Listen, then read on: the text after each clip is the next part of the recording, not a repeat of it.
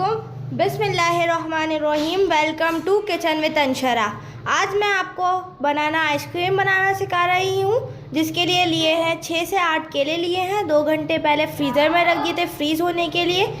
250 ग्राम cream ली है, fresh cream. Green food colour लिया है और कंडेंस मिल्क लिया है, ये जितना आपको रिक्वायर हो मीठा होने के लिए। 2 से 3 टेबल स्पून ये लिया है कंडेंस मिल्क।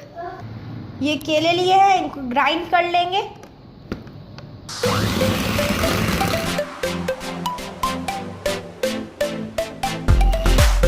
केले जो लिए थे वो ग्राइंड कर लिए हैं। अब इसको एक प्याले में निकाल लेंगे और इसमें करेंगे क्रीम ग्राइंड।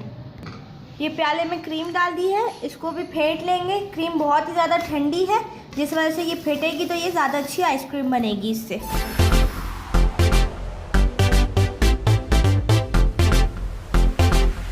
अब इसमें जो बनाना ग्राइंड करा था वो डाल देंगे।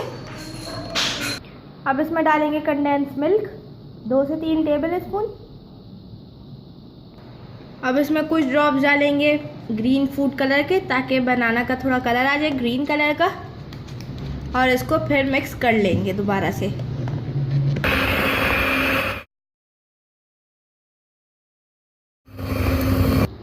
आइसक्रीम के सारे इंग्रेडिएंट्स को इसमें डाल के फेंट लिया है। अब लेंगे एक एयर टाइट जार, इस तरीके का एक एयर टाइट जार लेंगे और उसमें डालेंगे इसको।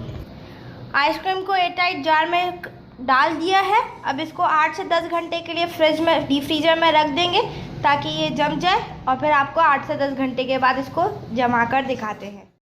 आइसक्रीम को 8 से 9 घंटे हो गए हैं। अब बनाना आइसक्रीम को निकालेंगे, इसको आपको डिश आउट करके दिखाएंगे।